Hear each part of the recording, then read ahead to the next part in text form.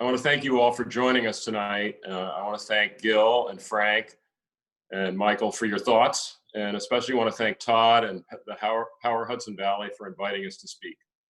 My name is Bill Reed, and I'm CEO of Danskammer Energy. I'll be joined tonight by our VP of Public Affairs, Michelle Hook, and other members of our team listening in. Before we begin, I would hope that tonight's presentation convinces you of three key facts. One, modernizing Danskammer is better for the environment because it reduces greenhouse gas emissions. Two, modernizing Danskammer will help us fight climate change by backing up the vast renewable resources we will be building in the next 2 decades. And three, modernizing Danskammer is better for the economy because it reduces electricity prices for households and businesses when we most need help in these challenging times, and creates high-paying union jobs. We care about all of this because we're all locals. I was raised in Westchester, our staff all live here. This is our community, and we care about it very much. I'd now like to talk a little bit about Danskammer's rich history in the Hudson Valley. Danskammer's been around for almost 70 years, providing reliable power for local businesses and residents. We're also a large contributor of jobs. We support local vendors.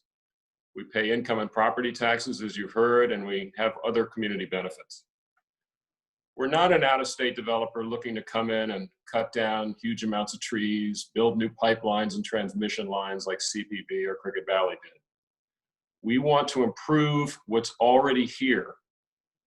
We are revamping a brownfield site instead of bulldozing for a new greenfield project, significantly reducing any environmental impacts, not just to the wildlife, but to the people of the region.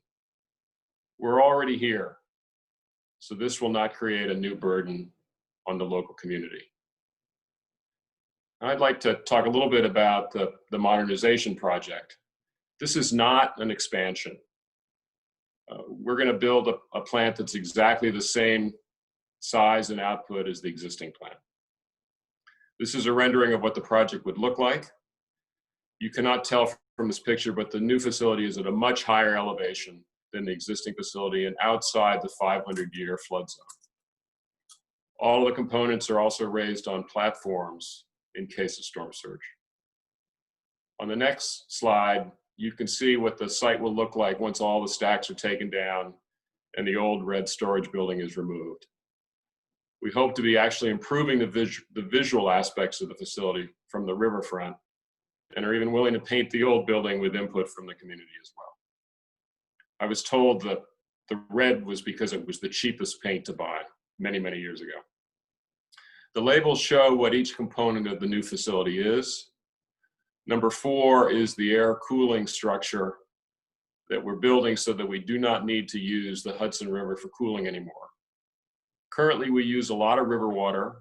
Although we put it back warmer, which can impact the river's ecosystem. Now I'd like to talk a little bit about the Article 10 process, which is very, very rigorous. We actually started this early in 2018.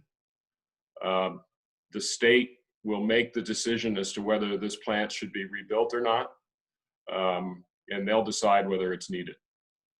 The process has required us to file 48 separate studies, including on air emissions, public health impacts, market impacts, and local variances. These are now being reviewed by the agencies in Albany. We hope to begin construction next year. As you can see from the estimated project schedule, we're on the 3rd line, the review period. The next step will be public hearings and ultimately a decision on the merits of our project made by experts from state agencies such as the Department of Environmental Conservation, Department of Health, Public Service Commission, and Department of Economic Development.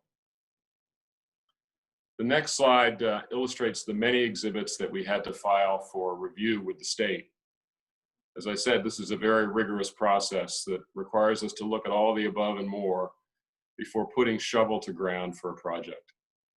There is particular emphasis in Article 10 on public health and safety issues throughout.